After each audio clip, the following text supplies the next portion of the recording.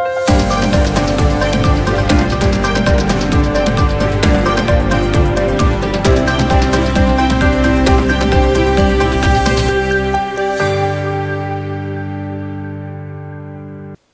मी Priyanka Shankarnath news चॅनलच्या मराठी बातमीपत्रात आपलं स्वागत करते। पाहुयात आजच्या काही मुख्य बातम्या। लोकसभा निवडणुकीच्या तिसऱ्या टप्प्यात महायुतीच्या उमेदवारांसाठी राज्यात येत्या 2 दिवसात 29 व 30 एप्रिल रोजी पंतप्रधान नरेंद्र मोदी यांच्या 6 सभा होणार आहेत, अशी माहिती भारतीय जनता पार्टीचे प्रदेशाध्यक्ष चंद्रशेखर बावनकुळे यांनी रविवारी दिली।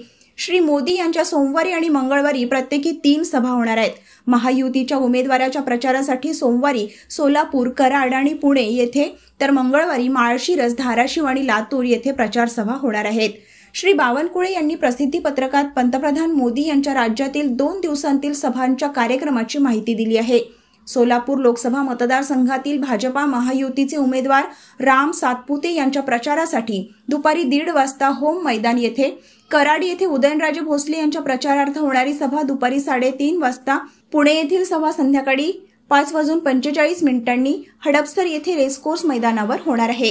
ही सभा पुण्याचे महायुती उमेदवार मुरलीधर मोहोळ, मावळचे श्रीरंग बारणे, बारामतीचे उमेदवार सुनेत्रा पवार आणि शिरूरचे उमेदवार शिवाजीराव आढळराव पाटील यांच्या प्रचारार्थ होणार आहे।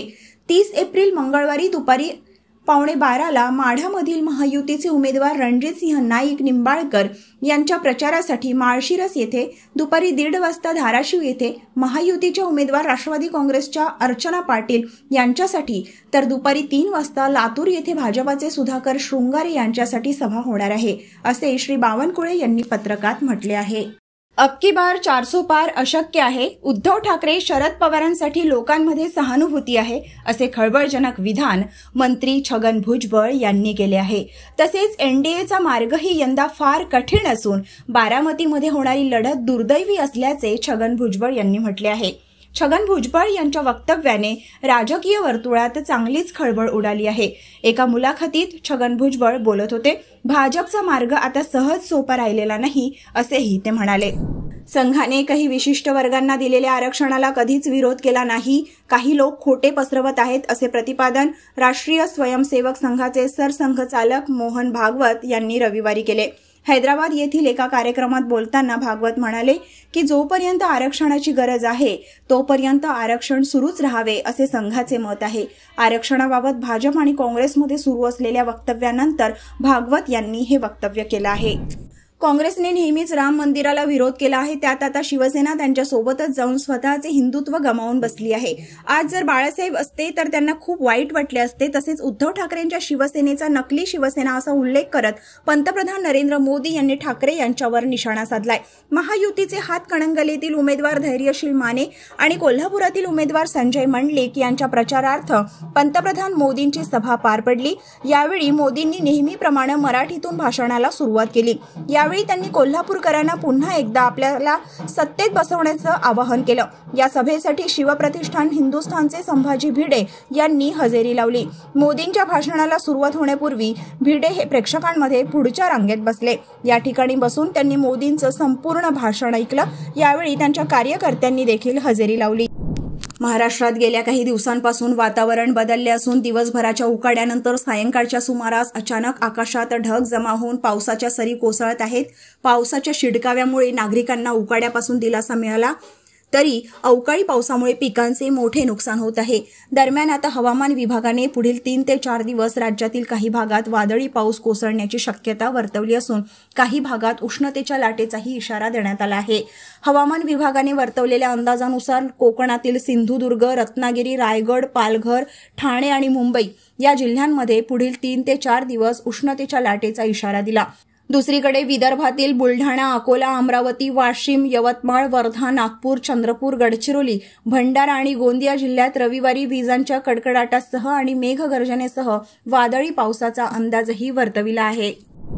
लोकसभा निवडणुकीची रणधुमाळी सुरू आहे। राजकीय पक्षांकडून आरोप प्रत्यारोप सुरू आहेत। दरम्यान लोकसभा निवडणुकीसाठी आम आदमी पक्षाच्या प्रचार गीतावर निवडणूक आयोगाने आक्षेप नोंदवला आहे। यावरून दिल्ली सरकारमधील मंत्री आणि आप नेत्या आतिशी यांनी निवडणूक आयोग आणि भाजपावर हल्लाबोल केलाय। आपच्या संपूर्ण गाण्यामध्ये भाजपाचे नाव नाही, पण तुम्ही हुकुमशाही शब्द वापरत असाल तर तुम्ही सरकारला लक्ष्य करत आहात, असे निवडणूक आयोगाचे म्हणणे आहे. अमरावती लोकसभा मतदारसंघाच्या निवडणुकीसाठी शुक्रवारी मतदान घेण्यात आले. दरम्यान काही उत्साही मतदारांनी निवडणूक आयोगाचे नियम धाब्यावर बसवून या गुप्त मतदान प्रक्रियेचे जाहीर लाईव्ह प्रदर्शन केले. यामुळे गुप्त मतदान प्रक्रियेचे उल्लंघन झाल्याने या गुप्त मतदानाचे लाईव्ह प्रदर्शन करणारे ते मतदार पोलिसांसह निवडणूक विभागाच्या रडारवर आले आहेत.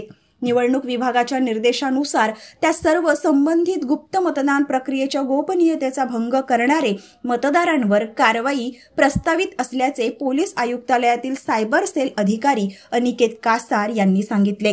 जिल्हाधिकारी कार्यालयातील आदर्श आचारसंहिता कशाला सोशल माध्यमांवरील माहितीही पुरवण्यात येत असल्याचेही यावेळी कासार यांनी सांगितले.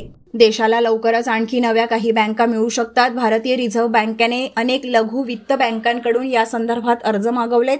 जर कोणतीही समस्या आढळली नाही तर त्यांना आरबीआयद्वारे नियमित किंवा सार्वत्रिक बँकांचा दर्जा दिला जाऊ शकतो. सध्या देशात सुमारे डझनभर लघु वित्त बँका आहेत.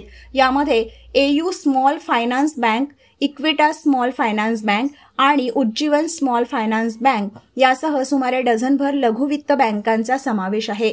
रिझर्व्ह बँकेने नोव्हेंबर 2014 मध्ये खासगी क्षेत्रातील लघु वित्त बँकांच्या परवान्यासाठी मार्गदर्शक तत्त्वे जारी केली होती. मात्र तत्कालीन लघु वित्त बँकांचा व्यवसाय पसारा वाढत असल्याने रिझर्व्ह बँकेने हे पाऊल उचलले आहे. तर हे होतं आजचं बातमीपत्र. पुन्हा भेटूयात पुढील बातमीपत्रात. तोवर बघत राहा शंखनाद आवाज सत्याचा. नमस्कार.